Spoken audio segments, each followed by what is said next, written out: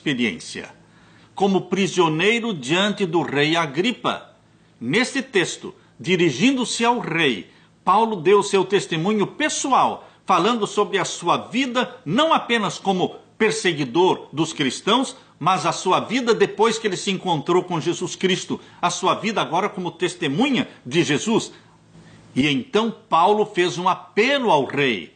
Abra sua Bíblia e vamos ler em Atos capítulo 26. Atos capítulo 26. Quando você lê aqui em Atos capítulo 26, o sermão de Paulo, há pessoas que dizem, pastor, eu tenho dificuldade de fazer sermão. Queridos, o maior e mais poderoso sermão é você contar o seu testemunho, como fez Paulo. O sermão de Paulo aqui em Atos 26 consistiu em quê? Ele contou a experiência dele, como ele estava indo perseguir e matar os cristãos em Damasco, e como é que ele se encontrou com Jesus na estrada, o que aconteceu para ele quando ele caiu em terra, ficou cego, e ele ouviu uma voz dizendo, Saulo, Saulo, por que me persegues?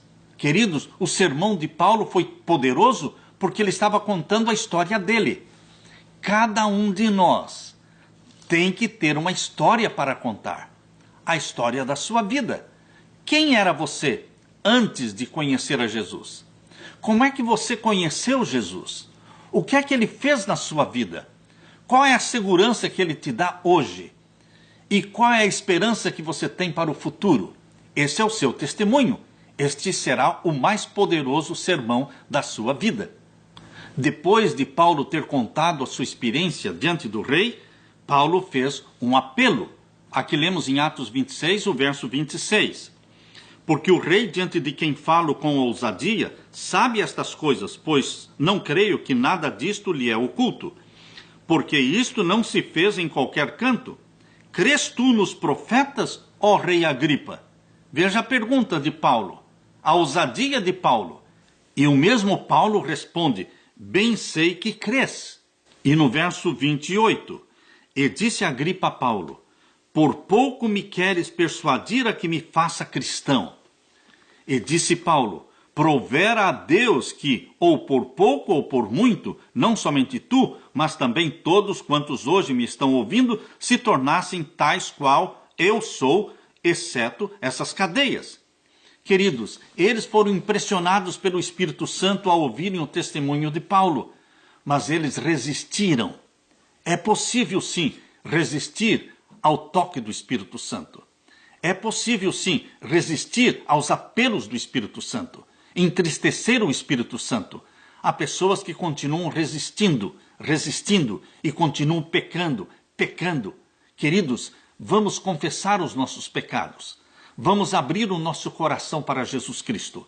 Vamos pedir que o Espírito Santo imprima em nós a mente de Jesus. Que o Espírito Santo nos faça testemunhas, missionários de Jesus. Onde formos, dentro de casa ou na rua, ou dentro da igreja, vamos revelar Jesus, não só em palavras, mas na vida, na santidade de vida, para que as pessoas vejam, assim como viram em Pedro. Pedro era colérico, mas ele se tornou manso em Jesus Cristo. Tiago e João eram filhos do trovão, mas eles se tornaram mansos em Jesus Cristo. Tomé era um incrédulo, mas ele se tornou um crente em Jesus Cristo. Jesus, através do Espírito Santo, transforma nosso coração, nossa vida, para que não sejamos mais filhos das trevas, mas filhos da luz. Abra sua Bíblia em 1 João capítulo 1. 1 João capítulo 1 e os versos 1 até o verso 3. Aqui nós lemos. 1 João 1, 1 a 3. O que era desde o princípio, o que ouvimos, o que vimos com os nossos olhos, o que temos contemplado e as nossas mãos tocaram da palavra da vida, porque a vida foi manifestada e nós a vimos e testificamos dela e vos anunciamos a vida eterna que estava com o Pai e nos foi manifestada. O que vimos e ouvimos, isso vos anunciamos, para que também tenhais comunhão conosco, e a nossa comunhão é com o Pai e com seu Filho Jesus Cristo. O que vimos e ouvimos. Há poder no testemunho pessoal. Queridos, nós não podemos ser eloquentes falando de um assunto que nada conhecemos. Por isso, precisamos conhecer Jesus. Jesus falava com autoridade porque ele falava do amor do Pai. Ele conhecia o Pai. Ele estivera em comunhão com o Pai naquela manhã antes do sol nascer.